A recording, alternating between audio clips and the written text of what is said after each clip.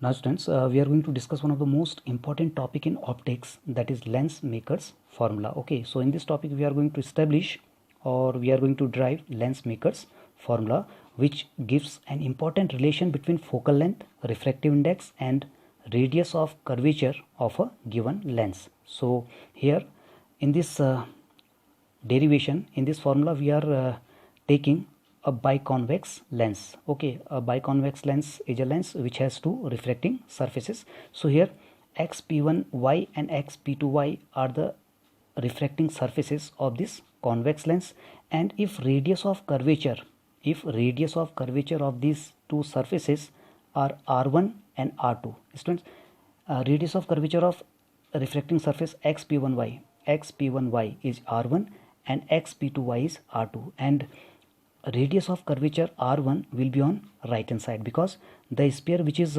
formed by a refracting surface xp1y will be like this.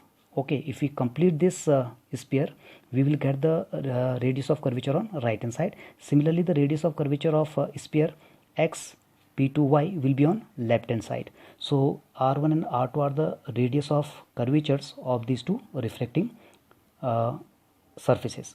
Now if refractive index Ri of rarer medium is n1 and Ri of denser medium, that is glass, is n2. So here in this derivation, first we will take an object which is u distance away from this lens. Now here refraction occurs two times, students. In lens maker formula, here we are taking a lens, and lens contains two refracting surfaces, so refraction will occur twice.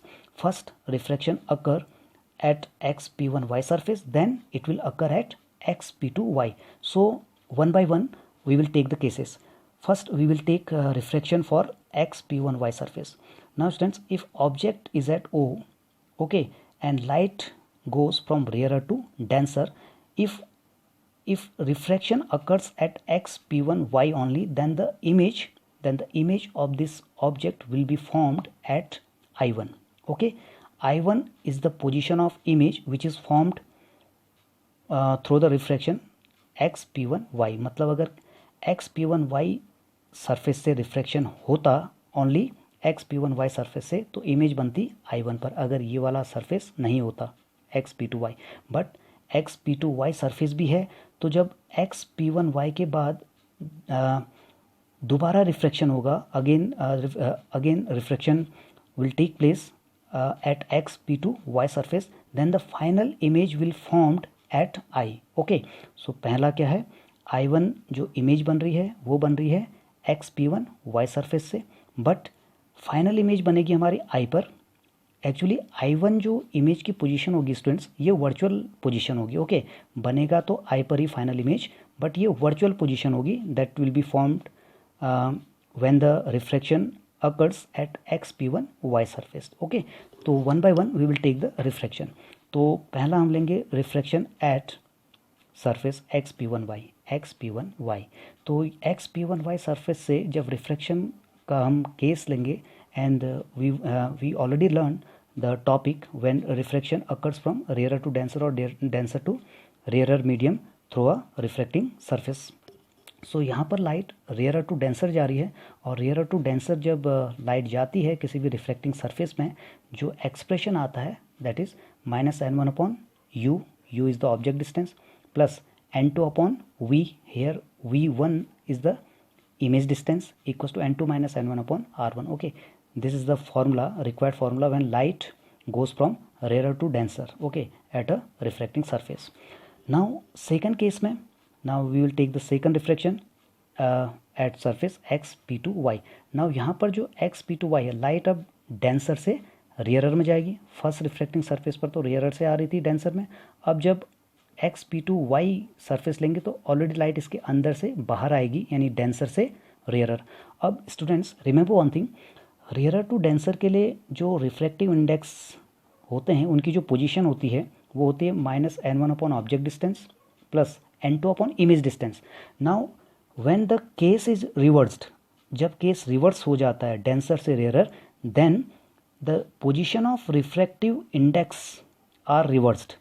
तो refractive index की position भी reverse कर दी जाती है। Okay, मतलब जहाँ पर N2 N1 है वहाँ पर N2 लेंगे और जहाँ पर N2 है वहाँ पर N1 लेंगे। So when the refraction occurs from denser to rarer means for x p two y के लिए रिफ्रैक्शन डेंसर से रेयरर में हो रहा है, then we will take N1 की जगह क्या आ जाएगा N2 एंड U क्या था ऑब्जेक्ट डिस्टेंस। और एक और चीज़ है students, I1 is the image which is form by the first surface. अब जो इमेज फर्स्ट सरफेस ने बनाई है that will behave as an object for the second surface.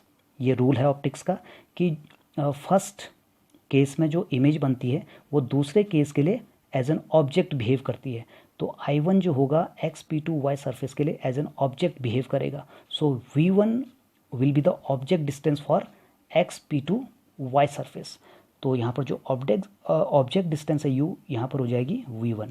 Now N2 की जगह N1 ले लेंगे और V1 क्या था image distance. Okay, first case की इमेज डिस्टेंस। अब यहाँ पर जो सेकंड सरफेस है XP2Y इसके लिए इमेज डिस्टेंस क्या है V, that is the final image distance. तो ये हो जाएगा N1/V राइट हैंड साइड में। और राइट हैंड साइड में टर्म्स ऐसे ही आते हैं, जो पॉजिटिव है पॉजिटिव आएगा, जो रिफ्लेक्टिव इंडेक्स नेगेटिव है वो नेगेटिव आएगा, N1 - N2/R2। Now adding these two equations, now students if you add these two equations you will get, देखिए N2/V1 - N2/V1 ये कैंसिल हो जाएंगे and on left hand side we get N1/V - N1/U and on right hand side we have N2 - N1/R1 plus N1 - N2/R2। Now solving it, N1 common आ जाएगा and 1/V - 1/U बचेगा and right hand side में देखिए N2 - N1/R1 है और दूसरा term है N1 - N2/R1। देखिए N2 - N1 N1 - N2।